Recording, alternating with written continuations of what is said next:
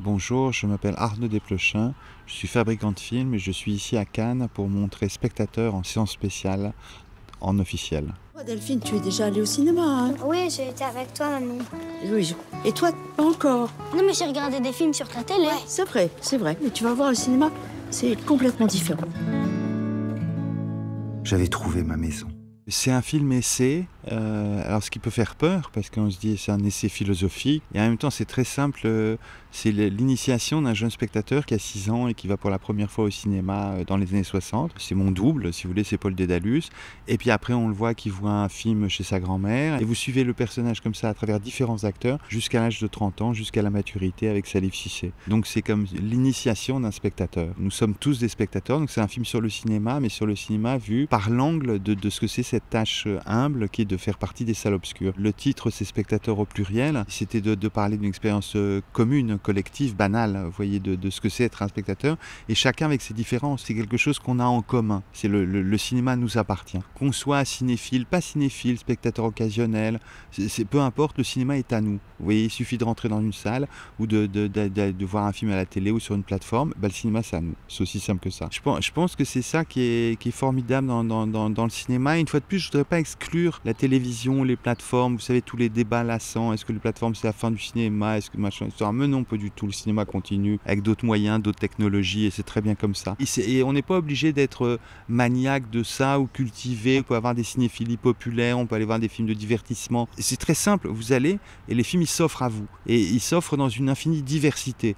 Et c'est ça qui est magnifique dans le cinéma et qui est une grande différence avec le théâtre, c'est qu'il n'y a pas le noble et le pas noble. Vous voyez, tout est noble, tout est offert. Et ça, je trouve, c'est une utopie qui est merveilleuse, c'est que les films sont libres et égaux en droit. Les films qui comptent pour moi, j'aime bien les voir plusieurs fois. Combien de fois? Je sais pas, 3 fois. 3 fois? Mais pourquoi? La première fois, c'est pour découvrir. La deuxième fois, c'est pour admirer. Et après, c'est pour apprendre.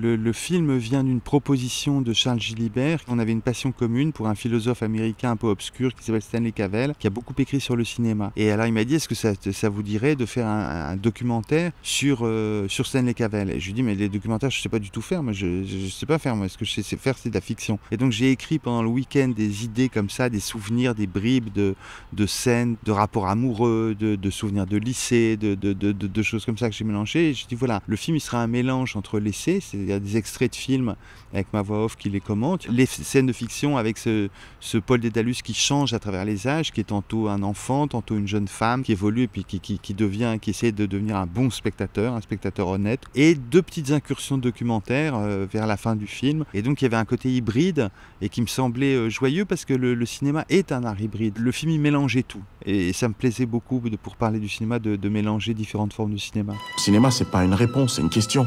C'est une façon d'interroger l'art, d'interroger le monde. Une place pour cris et chuchotements, s'il vous plaît. T'as quel âge? J'ai 16 ans, madame. Sur ce film-là, les acteurs, quand j'ai écrit, c'est un film vraiment singulier parce que j'ai vraiment écrit pour les acteurs. Il y a Michel Lescaut qui donne un cours à Sancier qui est extrêmement drôle et qui est absolument adorable. J'écrivais pour lui. Salif Cissé, je savais que je voulais le retrouver. La scène est écrite pour lui. Si Salif me disait non, j'étais bien dans l'embarras. Mais alors Milo, c'est une très grande rencontre parce que Anatomie d'une chute n'était pas encore sorti. Donc je l'ai vu en casting. Et alors j'avais entendu parler qu'il jouait dans le film de Trier, mais je n'avais pas du tout idée, vous voyez, du succès planétaire que serait le film de Trier. Et alors il est malin comme tout, il est brillant, il a tous les talents, il est fin, il est rapide. Donc c'était une très très grande rencontre. Et alors lui c'était la surprise. Lui c'était pas écrit pour lui, c'était la surprise. Françoise, j'avais joué avec elle dans 3 souvenirs de ma jeunesse. Je savais que je voulais la retrouver.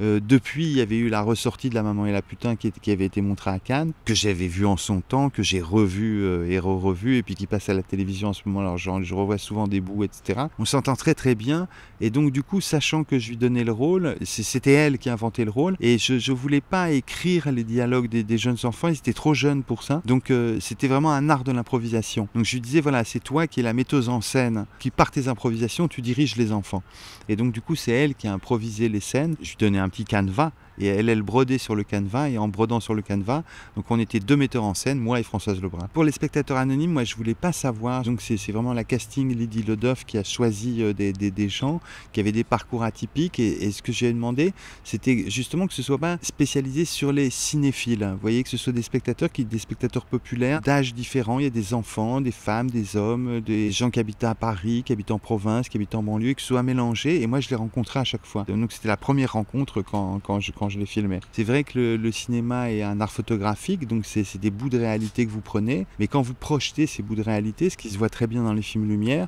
tout d'un coup, ça devient des bouts de roman. C'est-à-dire que votre vie, la mienne, vous voyez ce qu'on vit là, quand c'est projeté, tout d'un coup, ça devient féerique, que ce soit à l'écran de cinéma ou l'écran de télévision. Et ça, c'est une très très bonne nouvelle.